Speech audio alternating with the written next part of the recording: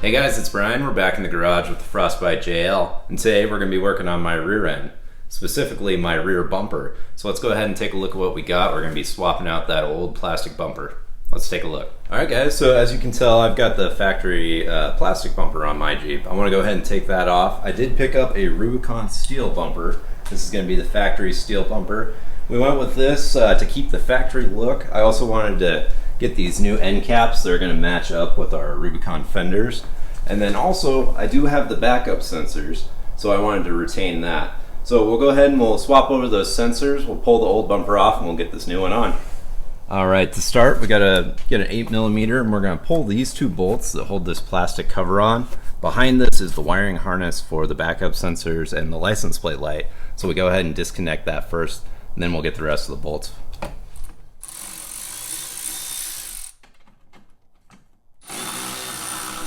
Alright, so after you pull this out, it's just those three 8mm bolts. You will have access to your wiring harness. It's going to be a little tight with the tire in the way, but it is going to be a little harness pin up here. You just have to clip the gray tab and then you can unpull it. We will need to take the retaining clips out as well. They're attached to the body, so we can pull that off. So here's that wiring harness I was talking about, right here. You will want to go ahead and get that guy unplugged, and then we can disconnect it where it's attached to the body here, and we'll pull that out. Alright guys, once you go ahead and get this unplugged, you can go ahead and pull it out of the tub there, and then right there as well, and that'll free up your wiring harness. So now we're free to take these bumper bolts off and get this off the vehicle. Alright, so we're going to come in here with the 16mm. We got to remove this bracket here. There's going to be two bolts here, and then two bolts over here. Let's go ahead and pull those off.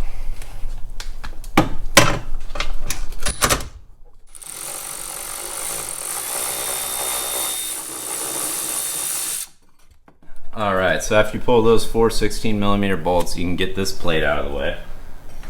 And then we're going to have to do the same on the other side, but then there's also going to be two larger 16mm bolts in there. They are a deep socket, so we might have to use an open wrench for those ones. So let's go ahead, we'll do the same thing on the other side, and then we'll get those guys loose. Alright guys, so these are the two 16mm you got to get off here.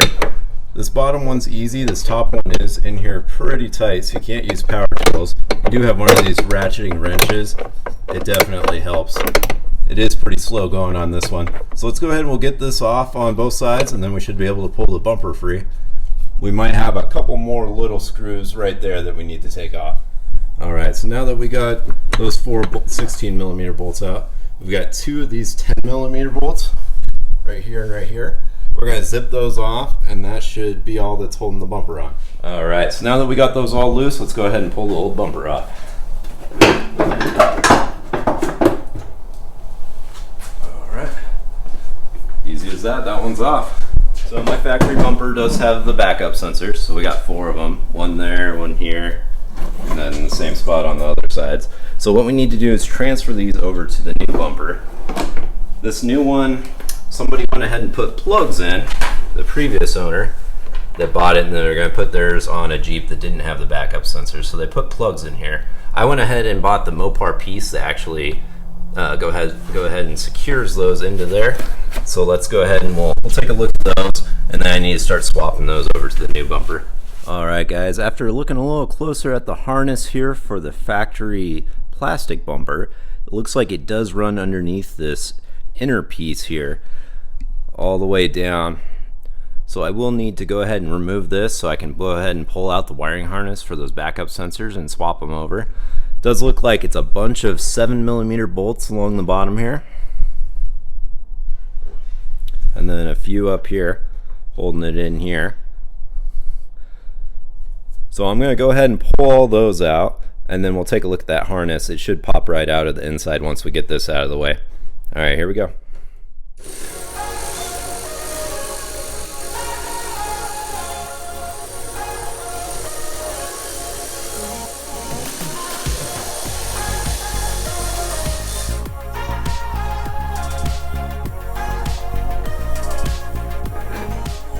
Alright, once you get these all loose, pull those end caps off.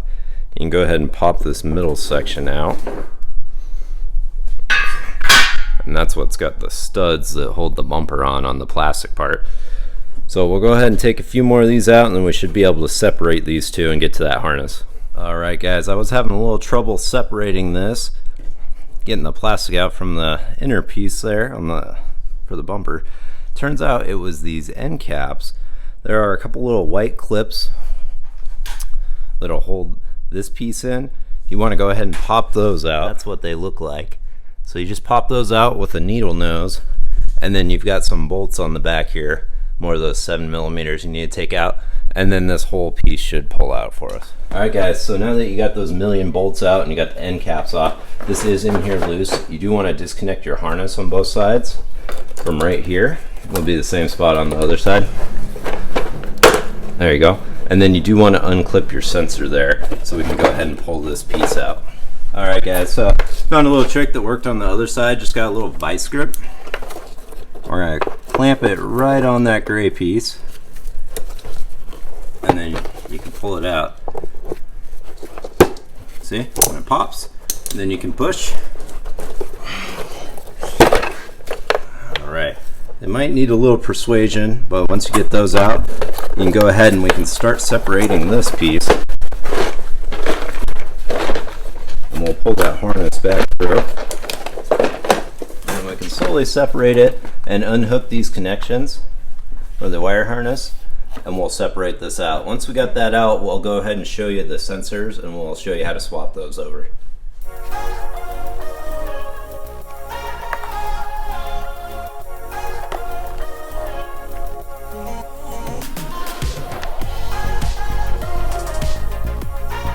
Alright, so for pulling these guys out on the plastic bumper, what you want to do is pry back these tabs on the sides here, and then you just give it a firm tug, and that'll pull it right out. You do want to keep track of which side this came out of. We'll want to put them back on the same side on the Rubicon bumper.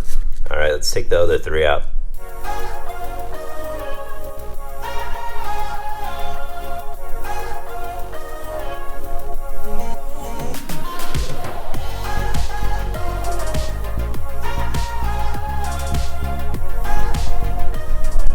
Alright guys, these are going to be the pieces we need. I kind of got them laid out left to right. This is going to be driver side, and this is going to be passenger side. So these are side specific and center specific for the part numbers. As I showed you there, I got them from Quadratech. You can go ahead and look up the parts. These are going to be the retaining clips in the back. This is going to be the actual bezel housing. And then I did get some new, looks like these are just the little rubber washers that go around the end of this here. Not sure if I need to replace those, but I will since I have them. Alright guys, so let's go ahead and swap these over to the new bumper. Alright, so here's the part number for these little guys. The little rubber washers. They do pull off pretty easy. And then you can just slide the new one right back on here. Probably don't need to get these, but they were really cheap, so I ordered them as well. Alright, let's get these put together. Alright guys, we're over at the passenger side of the bumper. Do want to go ahead and pull out the rubber plugs if those are in. And then what we do is we take our, this is going to be our passenger side sensor. We're going to put it in over here. It's going to come in through the back, but we want to pop our bezel in here, the one for the right side specifically, from the front here. And then we'll go ahead and put the sensor in the back and then retain it with this clip here. So let's go ahead and do that. Alright, so we're going to take that passenger side sensor housing, and we're going to go ahead and line this up. There are little notches in there, so you can only put it in one way. You do want this one kind of angled like this, so it's facing towards the rear of the vehicle, not out to the side. So then we'll go around the other side and we'll put in our sensor and our clip. Alright guys, now that we're on the inside of the bumper, you want to go ahead and take your sensor, and this only goes in one way again as well. You do have the large opening notched here, so we will go ahead and pop that in this way, just like so. And then you will want to take your retaining clip and we'll pop these guys on as well. Alright guys, it's kind of hard to tell, but on that little retaining bracket you do need to get it over the plug part of it, which is a little hard. You do have to kind of squeeze it over it. But once you get that in, locked it in, just make sure it's flush on the front, the sensor, and it looks like that isn't going anywhere. So let's do that 4 more times here, and then we should be all set to run our wiring harness. Alright guys, so now that you can go ahead and get all your sensors in, you want to make sure they're in there tight, those retaining clips are in there good. We got all those in, so now we got to run the factory harness on the back here. So I've got it all laid out. I'm going to start on the passenger side and we'll work our way all the way down to the driver's side. This should be very similar to the other bumper, so let's go ahead and we'll plug that in. Alright, so once you finally get that in, you want to make sure that that clip's secure. It did take a while for me to get that clipped in. It does have quite a bit of dirt in there, so I think that was the problem. So now we can go ahead and start running our wiring harness back. And it looks like they've got all the same holes up here to run it through. And then we'll hook up all our sensors and I'll show you what that looks like when we're all done. Alright guys, so I went ahead and got this all wired up. A lot of the holes do match up with the harness from the plastic one. You can slide these guys along the wire a little bit if you need to get some slack. But it looks like we've got them all secured all the way down along here, and then all the way back up to here. So these are all ready to go. We've got the sensors in, everything's wired up. You do want to go ahead and remember to put your license plate light back on as well. You want that to work. So now we're ready to throw this on the Jeep.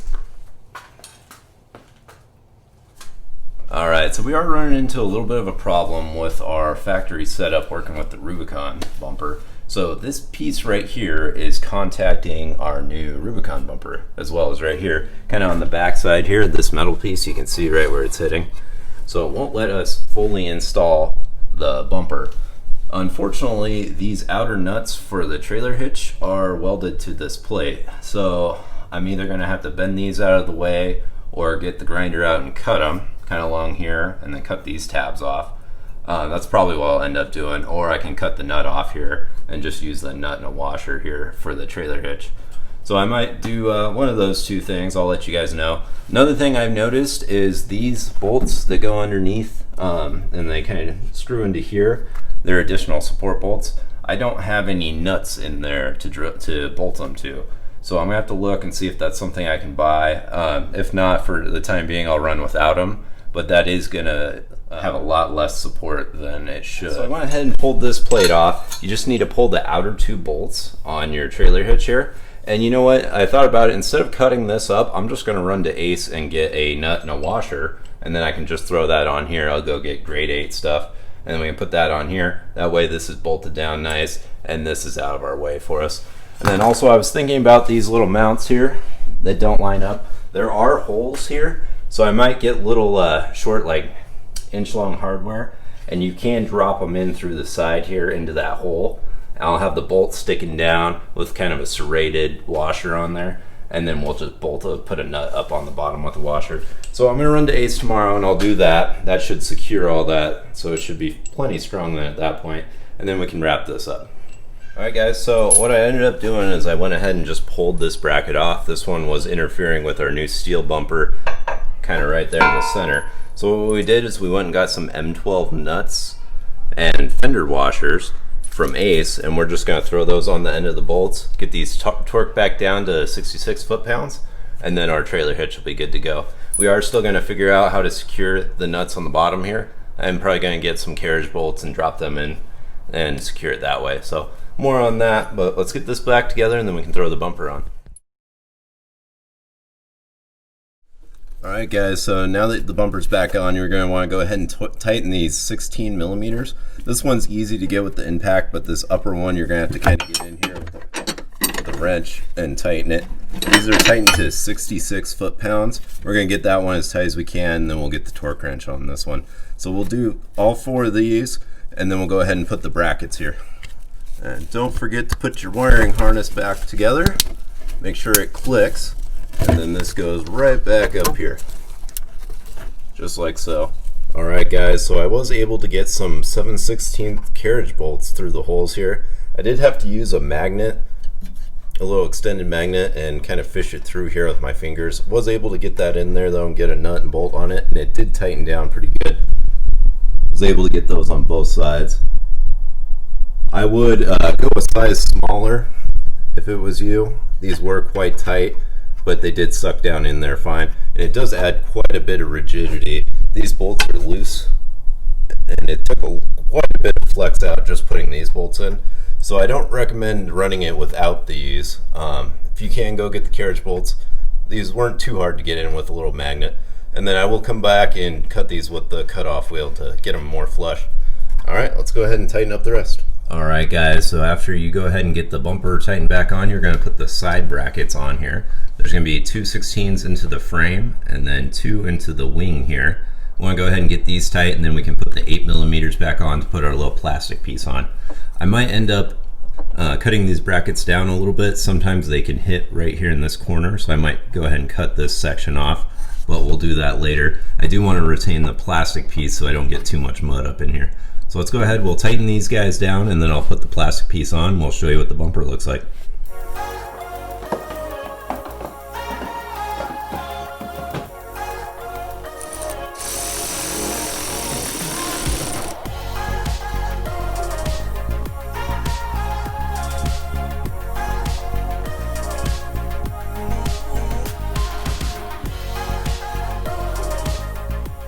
Alright guys, that's going to do it for the Rubicon steel bumper install on the Jeep. I like how it turned out. We did hit a few snags on the way. We do have to take that bracket off the rear by the trailer tow package. It does have the welded on nuts, so we will need to replace those with the M12 nuts and washers. And then also you want to get some carriage bolts to do the bolts in the bottom. You'll drop those in. Those are 7/16 was the size I used, and that went ahead and firmed it on up. So it should be all good to go. Some people have had problems with these bending when they hit rocks and stuff on the trail. I don't wheel it too hard, but we are doing the Rubicon soon, so we'll see how that holds up. We did also eliminate the weird fender gap with the Rubicon fenders in my old sport bumper, so that looks nice now, and we did retain our factory backup sensors, which was important to me as well. So guys, go ahead and stay tuned to the channel. We are going to be doing some steering upgrades here pretty soon. You'll want to see those. And then go ahead and like this video and subscribe if you haven't already. We got some more fun stuff coming. All right, take it easy, guys.